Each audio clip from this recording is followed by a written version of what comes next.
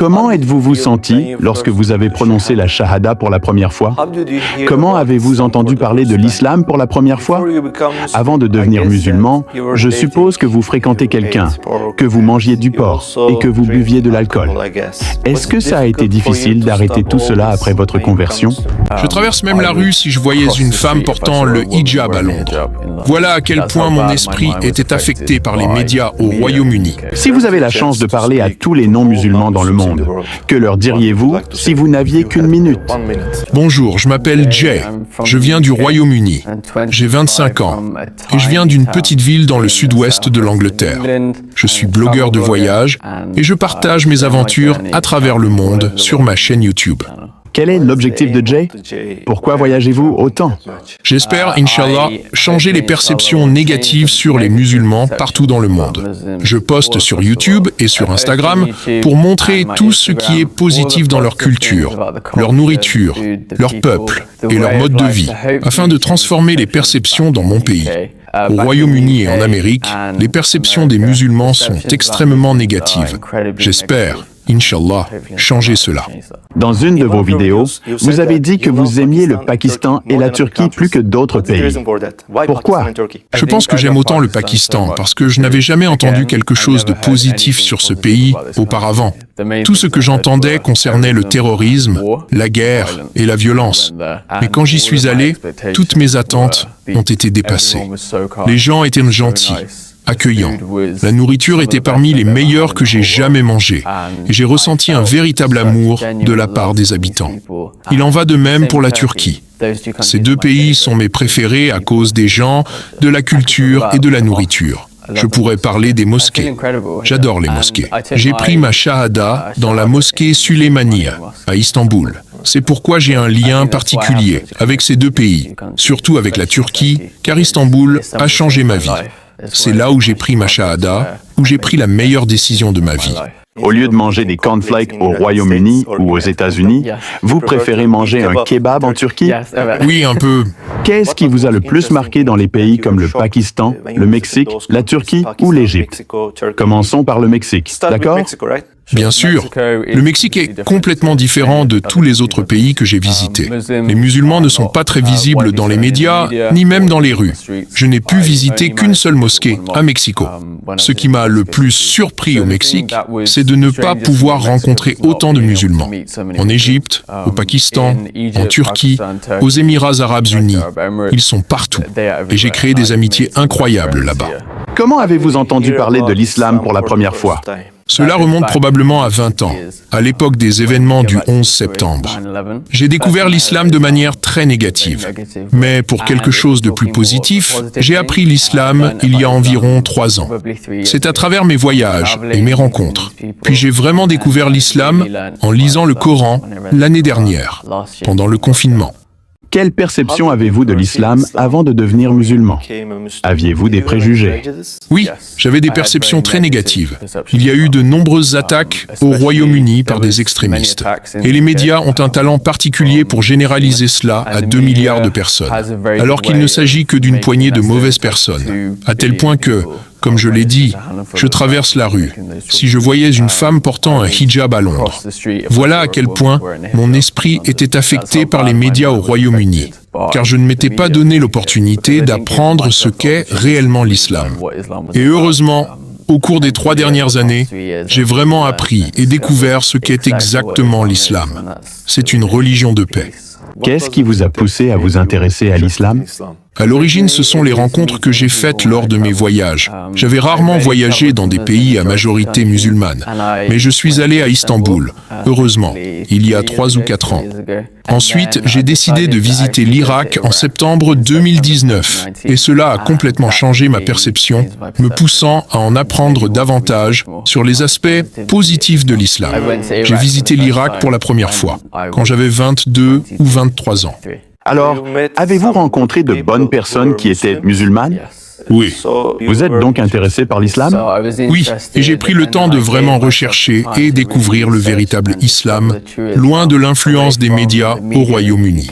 Comment êtes-vous senti lorsque vous avez prononcé la shahada pour la première fois? une immense sensation de bonheur et de paix. Je ne pense pas avoir jamais ressenti un tel bonheur et une telle vivacité. C'était le meilleur sentiment du monde. Avant d'entrer dans la mosquée, j'étais athée. Ma vie n'avait pas beaucoup de sens. Je ne croyais pas en un créateur. Je pensais qu'après la mort, tout était fini. Mais une fois entré dans la mosquée, lorsque j'ai prononcé la shahada, j'étais tellement heureux. J'ai eu l'impression que ma vie passait du noir et blanc à la couleur. C'était la meilleure sensation au monde. Quelle a été la réaction des gens autour de vous? Ils étaient si heureux. Ils applaudissaient, souriaient. Les gens dans la mosquée étaient témoins et manifestaient leur joie. Et votre famille, votre mère, votre père, votre sœur, votre frère? Heureusement, j'ai la famille et les amis les plus soutenants au monde. J'ai d'abord parlé à ma sœur. J'étais à Istanbul. À ce moment-là, j'ai ouvert Snapchat et je lui ai directement envoyé un message. Je lui ai dit « Je suis devenu musulman ». Et sa réaction a été incroyable. Ensuite, elle m'a appelé en FaceTime et m'a montré son immense joie pour moi. Je ne comprenais pas pourquoi elle réagissait ainsi. Pour eux, ce n'est peut-être pas quelque chose de positif, car l'image de l'islam n'est pas bonne à leurs yeux. Je pense. Pourquoi, alors, était-elle heureuse? Parce qu'elle a vu mon travail, elle sait qui j'ai rencontré, et elle a entendu mes histoires. Maintenant, je leur ai appris à ne plus croire que les médias ont raison. Les médias se trompent tellement. Désormais, ils prennent mes vidéos, mes histoires et mes idées comme vérité, plutôt que de se fier aux médias. En islam, il faut prier, jeûner pendant le ramadan et respecter certaines obligations. Cela vous semblait-il difficile avant votre conversion? Oui, tout cela me paraissait très intimidant. Surtout parce qu'au Royaume-Uni, avant de devenir musulman, j'étais seul dans cette démarche. Pendant le confinement, je ne pouvais voir personne, ni pratiquer avec d'autres. C'était difficile. Mais avec de la pratique et des efforts, j'ai appris à tout accomplir plus facilement. Comment avez-vous mené vos recherches? Sur Internet? Sur Internet, avec de nombreuses vidéos YouTube, des témoignages, et en lisant le Coran.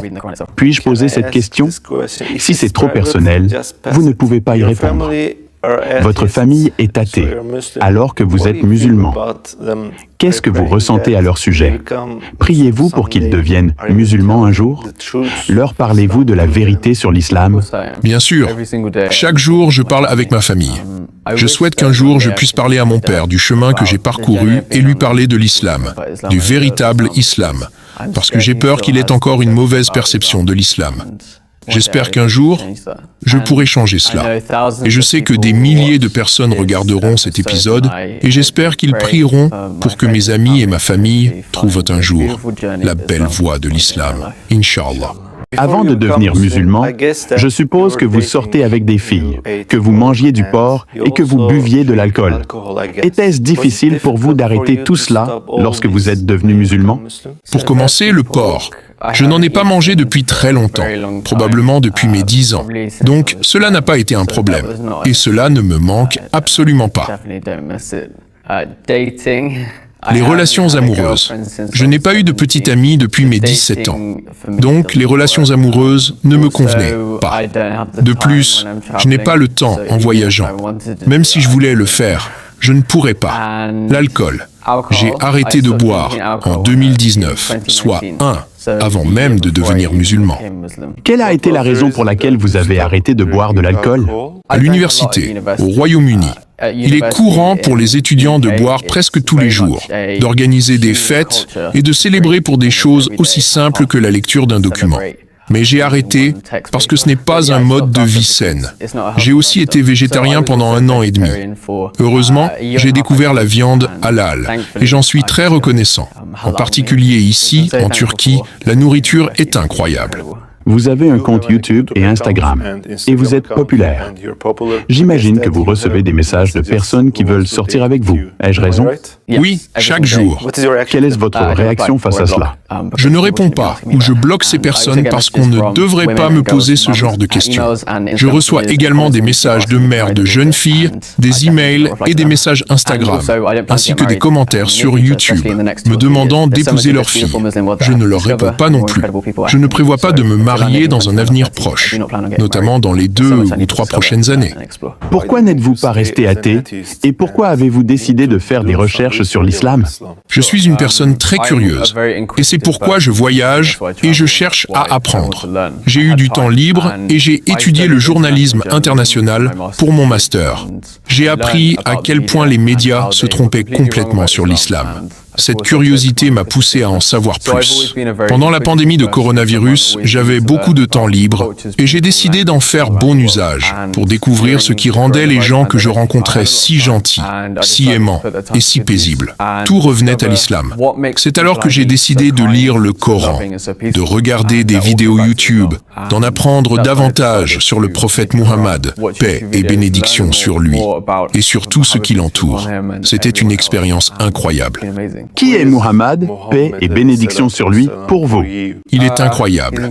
Et je ne pense pas pouvoir trouver de mots plus justes pour le décrire. Je pense que tout le monde sur cette planète peut apprendre énormément de lui. Chacun pourrait intégrer son histoire dans sa propre vie et devenir plus aimant et plus généreux. Si vous avez l'occasion de parler à tous les non-musulmans du monde, en particulier à ceux qui ont des préjugés sur l'islam, que diriez-vous en 1 minute? Découvrez à partir de vos propres expériences personnelles, pas de ce que disent les médias. Voyagez à travers le monde, visitez des pays majoritairement musulmans et offrez-vous l'opportunité, le temps de parler aux musulmans, d'écouter leurs récits, leurs histoires et leur mode de vie. Je vous promets que cela ne ressemblera jamais à ce que disent les médias. Et aussi, lorsque vous voyagez et que vous voyez une quelconque forme de négativité, sachez simplement que l'islam est parfait, mais que les musulmans ne le sont pas. Nous sommes ravis de vous rencontrer, frère. Merci beaucoup. Votre parcours et votre histoire sont très intéressants. Inch'Allah. Vous réussirez, frère. Inch'Allah. Je pourrai continuer cela jusqu'à ce que le monde entier ait enfin une vision positive de l'islam.